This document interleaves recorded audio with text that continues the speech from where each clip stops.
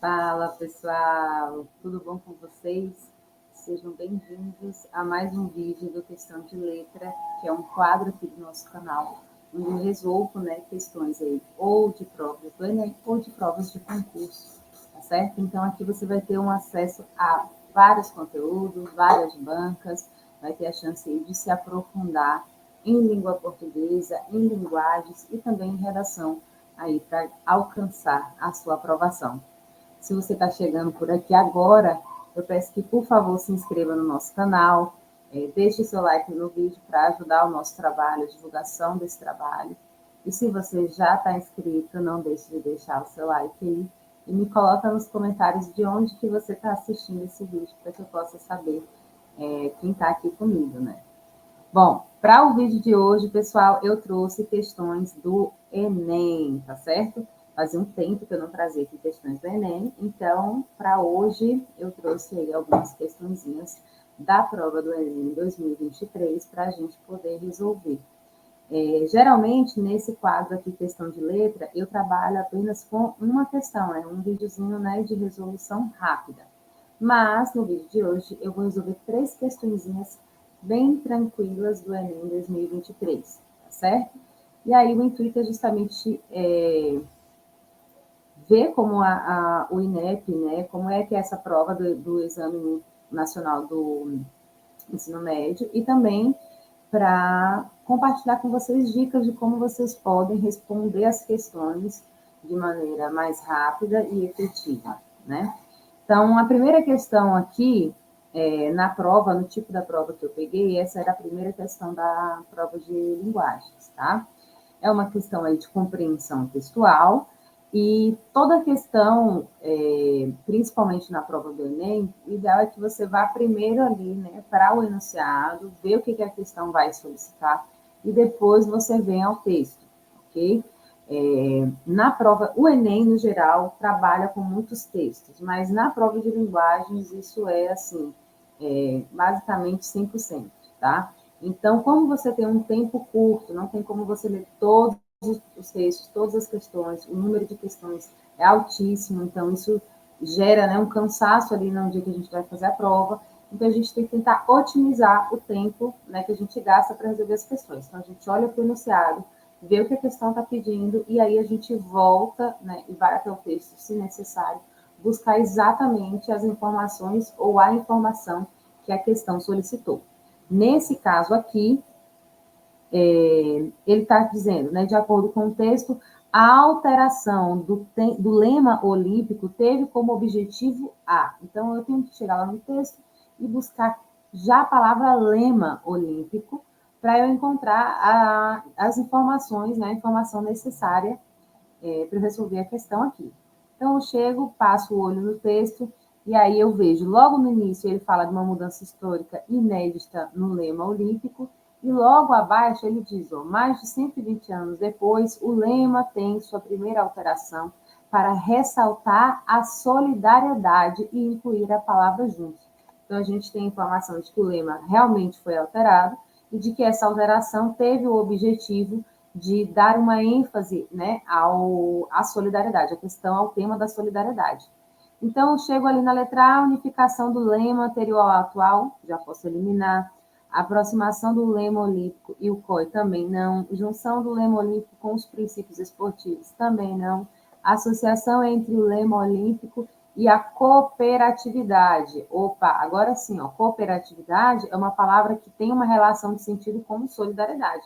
Ser uma sociedade solidária, ser uma sociedade cooperativa. Então, aqui a gente encontra a resposta correta, gabarito letra D, e só para confirmar, vinculação entre o lema olímpico e os eventos atléticos. Também não, tá? Então, aí, primeira questão, gabarito letra D, certo, pessoal?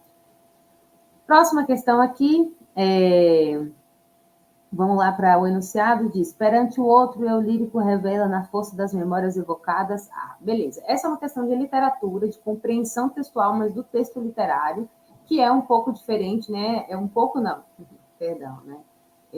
Usei o eufemismo aqui. É bem diferente a gente interpretar um texto literário da gente interpretar um texto não literário. Porque o texto literário ele não tem aquele compromisso com uma objetividade, com uma verdade dessa realidade, certo? Então, o texto literário ele está aberto para a fantasia, para a imaginação, para o simbólico, e tudo isso requer de nós, leitores, né, uma compreensão, uma interpretação também mais simbólica, né, mais ampla, mais abstrata. Então, são questões que caem no Enem, que elas têm um nível intermediário, difícil às vezes, porque não é uma habilidade, infelizmente, tão cultuada, né? Assim, essa habilidade de ficar compreendendo o texto literário, essas mensagens simbólicas, vamos assim dizer. E aqui a gente tem o texto Girassol da Madrugada. Eu tenho que olhar para o eu lírico. O que é o eu lírico, gente? O eu lírico é aquela voz do poema, é aquele eu do poema, tá? Então, essa emoção, né, que está sendo retratada ali naquele poema, ela pertence a um sujeito, só que não é um sujeito, uma pessoa real. É um sujeito lírico, é um sujeito ficcional. É a voz daquele poema. O sujeito que está existindo é como se fosse um personagem do poema, tá? Então, também poderia ser um pouco o narrador, né, do poema, mas como a gente tem poemas narrativos, esse conceito não caberia muito bem, poderia gerar uma confusão. Então, pensa no eu lírico como um personagem, mas não é um personagem concreto que tem que caber dentro da nossa noção de realidade. É essa emoção, é como se você estivesse tendo acesso à espécie de uma alma desse personagem, né, como ele está se sentindo. E aí a questão está pedindo para a gente entender o que esse eu lírico revela perante o outro a partir das memórias que ele evoca. O que ele, né, o que ele demonstra diante desse outro, né, dessas outras pessoas, dessas outras coisas que existem, diante das memórias que são evocadas. E a gente vai para o texto. E aí eu já vou chamando a atenção aqui para vocês as palavras que compõem o poema. Então, teu dedo curioso me segue lento no rosto. Então, a gente tem lento no rosto. Os suicos, as sombras machucadas por onde a vida passou. Que silêncio prenda mim. Silêncio, que a gente já tem lento, já tem silêncio. Que desvio triunfal da verdade. Que círculos vagarosos na lagoa em que uma asa gratuita roçou. Tive 4 amores eternos. O primeiro era a moça donzela. O segundo, eclipse, boi que fala, cataclisma. O terceiro era a rica senhora. O quarto és tu. E eu, afinal, me repousei dos meus cuidados. Então, a gente tem a palavra repouso, a gente tem a palavra silêncio, vagaroso, lento, tudo isso daí, né, uma dimensão estética, né, para o poema, essa coisa mais tranquila, vamos dizer assim. A gente tem também a questão do desejo, ele fala que ele teve 4 amores, então ele fala desses 4 amores, na verdade, o segundo é uma série de coisas, né, mirabolantes aí da vida, mas ele traz a moça donzela, a rica senhora, e esse tu, né, que é com quem ele está falando, a quem ele está direcionando esse poema. E depois ele diz que ele repousa dos seus cuidados, né? Então, a gente vai olhar para as alternativas considerando essas características aí, tá? Claro que uma interpretação profunda do poema, gente, poderia ser feita aqui, até pode ser uma coisa que eu posso propor em outros vídeos, né? Só a leitura e interpretação dos poemas, mas aqui a única coisa que eu estou querendo ajudar vocês é como olhar para esse poema na hora da prova de uma maneira mais pragmática, né? E ao mesmo tempo considerando que é um texto literário, para que você consiga responder a questão de uma maneira, né, satisfatória, consiga acertar a questão, mas ao mesmo tempo que você não fique muito tempo ali refletindo sobre o poema, porque não é o intuito nesse momento, tá bom? Então, perante o outro, eu lírico revela na força das memórias evocadas, letra A, vergonha das marcas provocadas pela passagem do tempo. Não tem vergonha no poema, né, gente? A gente não encontra esse sentido aí nessa primeira leitura do poema. Muito menos essa ideia da passagem do tempo como as marcas, né, a vergonha por causa dessas marcas da passagem do tempo. Indecisão em face das possibilidades afetivas do presente. Não há indecisão, tomem muito cuidado. Existe ali, né, ele fala que ele tem 4 amores, mas ele não demonstra que ele não sabe qual escolher. Ele não diz que ele tem que escolher. Ele diz que tem 4 amores. Teve 4 amores eternos. Ok? Então, ele tem tem possibilidades, mas ele não demonstra essa indecisão, pelo menos não no poema aí. Serenidade, sedimentada pela entrega pacífica ao desejo. Agora sim, tem a palavra serenidade, que tem a ver muito com essa ideia, né, da tranquilidade que o poema passa. E aí ele diz que a serenidade é sedimentada pela entrega pacífica ao desejo. Ok, ele tem uma entrega pacífica, né? Tanto que ele assume esses 4 amores que ele tem, ele diz que ele se repousa dos seus cuidados, né? Então a gente vê que há uma entrega e que essa entrega ela é tranquila, ela é pacífica, essa entrega ao desejo. A letra D fala sobre frustração causada pela vontade do retorno ao passado. A gente não encontra essa frustração aí. E a letra E, disponibilidade para exploração do prazer efêmero. Olha, tome muito cuidado com essa letra E também. Ele fala que teve 4 amores, e aí isso poderia, né, dependendo de uma leitura aí rápida, né, desatenta, falar, mas ele tem 4 amores, então ele tem esse prazer efêmero. Mas ele diz que são 4 amores eternos. Então, o fato de ele ter 4 amores ali não significa que ele está expressando também essa questão da efemeridade, não, porque ele diz que os amores são eternos. Beleza, pessoal? Então, aí, ó, gabarito letra C. E, por último, a última questãozinha aí, uma questão de praxe do Enem, é questão de comparar textos, tá? É um tipo de questão que na prova de linguagem sempre cai. Uma questão onde você tem que comparar 2 ou mais textos, tá? Às vezes são 2 textos verbais, né? E às vezes pode ser também um texto verbal e um texto não verbal, uma imagem, né? E um texto escrito, ok? Aqui a gente tem o texto 1, alegria, alegria, o texto 2, anjos tronchos. Vamos lá para a questão ver o que ele está pedindo. Embora oriundos de momentos históricos diferentes, essas letras de canção têm em comum ok, ele está buscando o que as letras têm em comum, tá? Então, a letra 1 fala: o sol nas bancadas de revista me enche de alegria e preguiça. Quem lê tanta notícia, eu vou. Por entre fotos e nomes, os olhos cheios de cores, o peito cheio de amores vãos, eu vou. Por que não? Por que não? O texto 2 diz: anjos tronchos do Vale do Silício, desses que vivem no escuro em plena luz, disseram: vai ser virtuoso no vício, das telas dos azuis mais do que azuis. Agora a minha história é um denso algoritmo que vende e venda a vendedores reais. Neurônios meus ganharam novo outro ritmo, e mais, e mais, e mais, e mais. Tá? Bom, o que a gente pode dizer? Eu vou tentar responder essa questão de 2 jeitos, tá? Primeira coisa, vou fazer a interpretação aqui, né, dos 2 textos para a gente ver o que tem em comum. O primeiro texto, ele vai falar aí sobre esse tanto de notícia que tem, né, fotos e nomes cheios de cores, então ele fala sobre essa informação que ele vê nas bancas de revistas, né? É importante que a gente tenha uma consciência histórica de que essas bancas de revistas, há pouco tempo atrás, elas eram, de fato, um meio, né, de acesso à informação rápida, porque as pessoas compravam jornais daqueles diários, geralmente nessas bancas.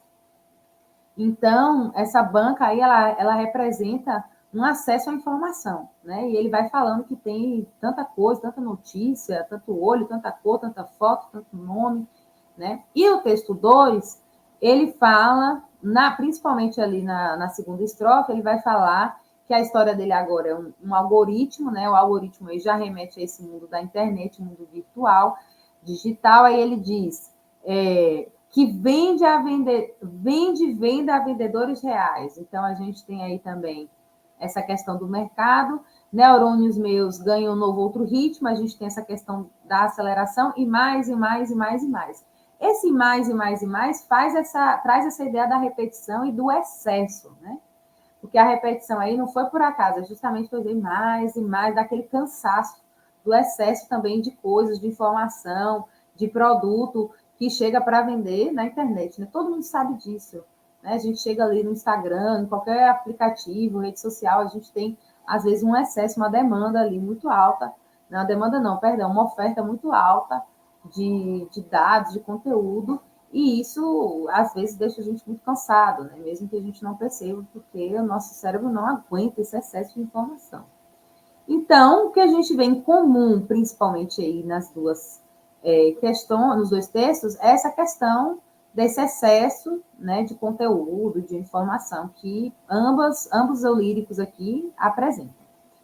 Esse é um jeito de eu responder a questão, porque aí eu consigo achar a resposta correta, tá?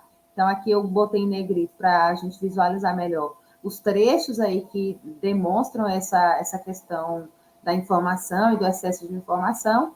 E aqui, ó, na letra B, a gente tem justamente a percepção da profusão de informações gerada pela tecnologia. Beleza, então já sei qual é o gabarito.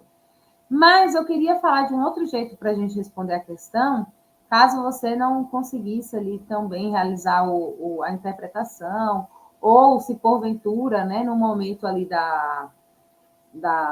que você foi resolver essa questão, já estava no final, estava com alguma, né, precisava responder rápido. Então, que outra forma, professora, eu teria para tentar resolver essa questão? Beleza, dei uma lida rápida no texto, nos textos, né? Chego aqui nas alternativas e vejo referência às cores como elemento de crítica. Não tem referência às cores como elemento de crítica. A gente tem uma citação aqui de cor aqui no texto 1, mas definitivamente não é as cores ali que representam um elemento crítico. Então, já elimina a letra A. Contraposição entre vícios e as virtudes da vida moderna. Isso aqui aparece no texto 2, né? Que ele fala aqui do ser virtuoso no vício e tal, mas aqui no texto 1 a gente não vê isso. Então, também elimina. Letra D fala sobre a liberdade de expressão individual, busca constante. Não é esse tema que está sendo abordado aí pelos poetas, né? O que a gente vê que eles estão falando aí, eles estão falando, na verdade, sobre esse excesso de dados, né? Um está falando nesse contexto da rua, ali nas bancas, o outro está falando desse contexto mais virtual, questão dos algoritmos, mas não é essa ideia do vício que está sendo abordada aí. Busca constante pela liberdade de expressão também não, e a crítica à finalidade comercial das notícias. Ó, tem que tomar muito cuidado com esse aqui, tá certo? Porque ele coloca assim, a finalidade comercial, ela é abordada um pouco assim, né? No texto 1 ela aparece de uma maneira mais indireta, porque está nas bancas de revista, então é uma venda dessas notícias. No texto 2 aparece mais evidente, né? Ele faz uma crítica a essas vendas no mundo virtual ali. Não as vendas em si, né, gente? A crítica seria esse excesso, tá? Não é que não é para vender. É importante a gente entender o que o texto literário está querendo criticar. Então, a crítica é no sentido do excesso, do consumo desenfreado, desse excesso de informação, né? E da informação usada só para gerar lucro, muitas vezes, né? Quantas vezes a gente não vê notícias aí sensacionalistas, né? Que servem apenas para difamar as pessoas e enriquecer alguns. Enfim, e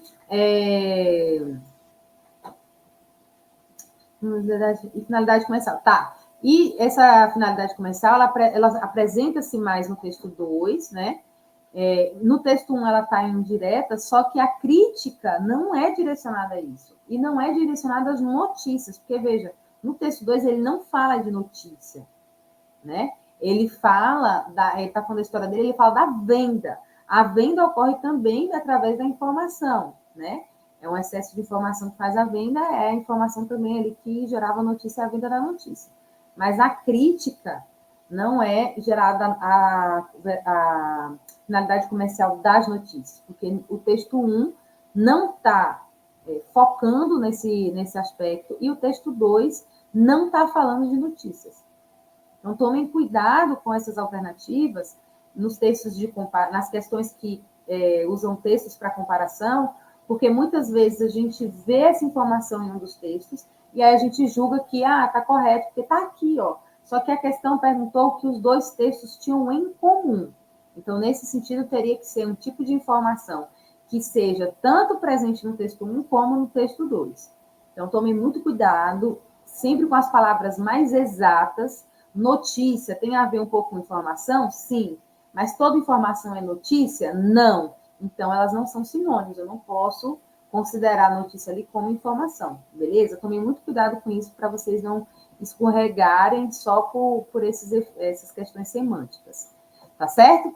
Então é isso, pessoal. Me conta aí nos comentários o que você achou dessas questões, se você achou essas questões fáceis, intermediárias ou difíceis.